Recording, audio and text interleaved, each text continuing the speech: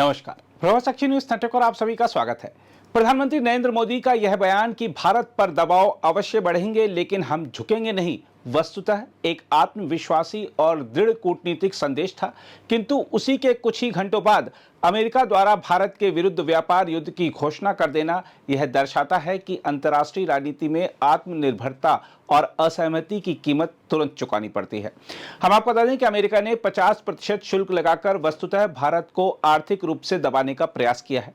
सवाल यह है कि जब चीन जैसे बड़े आयातक को नजरअंदाज किया गया और भारत को निशाना बनाया गया तो यह निर्णय केवल आर्थिक न होकर राजनीतिक और रणनीतिक है। यह भारत के लिए स्पष्ट संकेत है कि वैश्विक मंच पर स्वतंत्र नीति अपनाने की चुनौती आसान नहीं होती, परंतु इतिहास साक्षी है कि भारत ने जब जब दबावों का सामना किया है तब तब उसने वैकल्पिक मार्ग खोज निकाला है। यह कदम भारतीय उद्योग और नीति निर्माताओं के लिए कठिनाइयों के साथ साथ अवसर भी लेकर आया है। नए बाजारों की तलाश, घरेलू उपभोग को और सशक्त करने तथा वैश्विक आपूर्ति श्रृंखला में नई भूमिका गढ़ने की दिशा में। देखा जाए तो अमेरिकी कदम भले ही अल्पकालिक अस्थिरता उत्पन्न करें, लेकिन दीर्घकाल में यह भारत की आर्थिक आत्मनिर्भरता की परीक्षा होगी। और यदि भारत इस चुनौती को रणनीतिक दृष्टि से अवसर में बदल सके तो यह व्यापार युद्ध भारत की दीर्घकालिक शक्ति का परिचायक बन सकता है। हम आपको बता दें कि अमेरिका ने भारत के खिलाफ एक सीमित व्यापार युद्ध की घोषणा की है।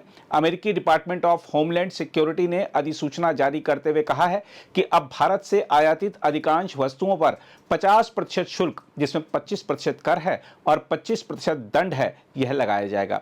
अमेरिकी प्रशासन का कहना है कि यह कदम रूस से जुड़े खतरों के मद्देनजर उठाया गया है। अधिसूचना में यह स्पष्ट किया गया है कि भारत प्रत्यक्ष या परोक्ष रूप से रूसी तेल का आयात कर रहा है और यही वजह है कि राष्ट्रपति आदेश के तहत भारत पर ये अतिरिक्त शुल्क लगाए जा रहे हैं।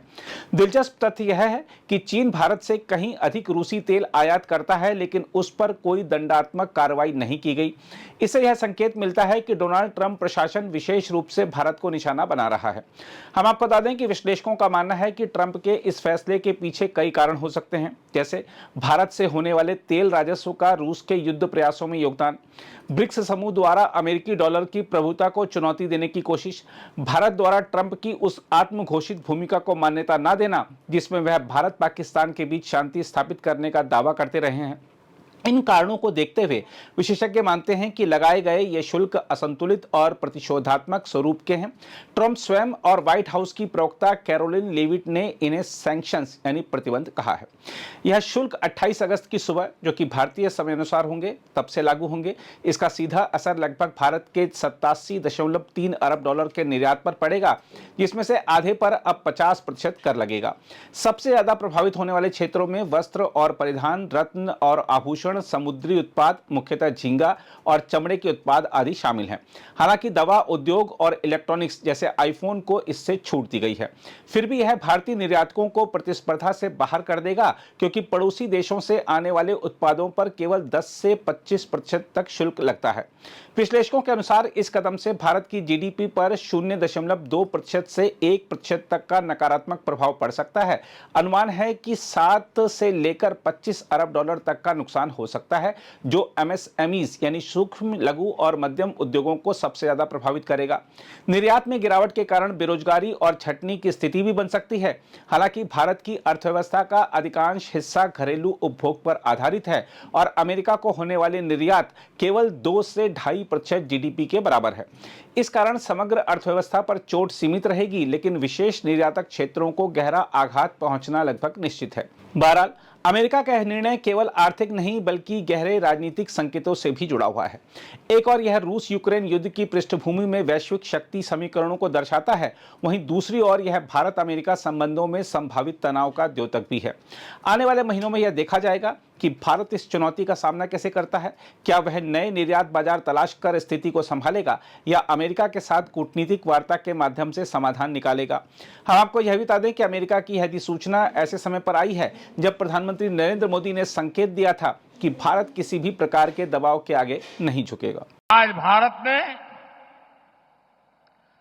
आत्मनिर्भरता को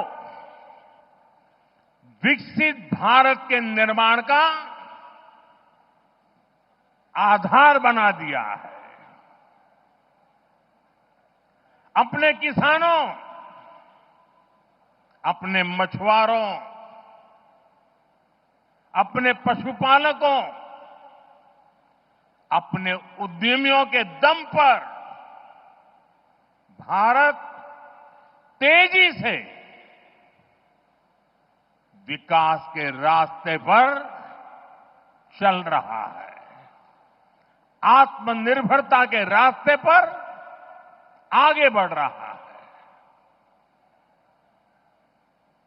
અને આપણા ગુજરાતમાં તો પશુપાલકો એટલી બધી સંખ્યામાં છે અને આપણા ડેરી સેક્ટરની તાકાત જુઓ ને. હું આજે જ હમણાં ફિજીના પ્રધાનમંત્રી સાથે મીટિંગ કરીને આવી રહ્યો છું. એ પણ આપણા ડેરી સેક્ટરને,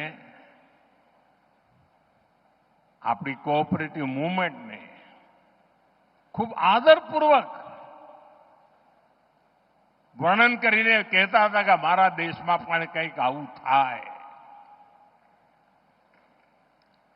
સાથીઓ, આપણા પશુપાલકોએ અને પશુપાલનમાં તો ગુજરાતમાં બહેનોનું સૌથી મોટું યોગદાન હોય છે.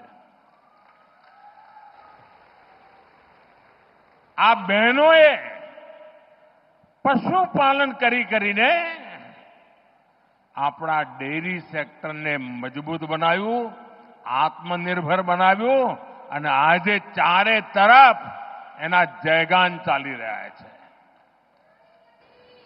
लेकिन साथियों, आप सभी आज दुनिया में आर्थिक स्वार्थ वाली राजनीति सब कोई अपना करने में लगा है. उसे हम भली भांति देख रहे हैं. मैं अहमदाबाद की इस धरती से अपने लघु उद्यमियों से कहूंगा, मेरे छोटे छोटे दुकानदार भाई बहनों से कहूंगा, मेरे किसान भाइयों से कहूंगा, मेरे पशुपालक भाई बहन से कहूंगा, और मैं गांधी की धरती पे से बोल रहा हूं,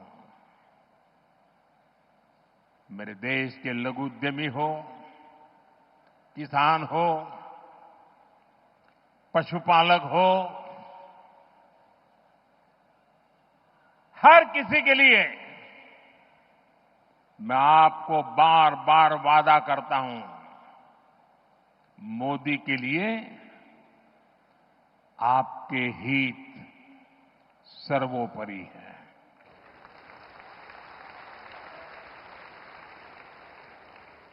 मेरी सरकार लघु उद्यमियों का, किसानों का, पशुपालकों का कभी भी अहित नहीं होने देंगी.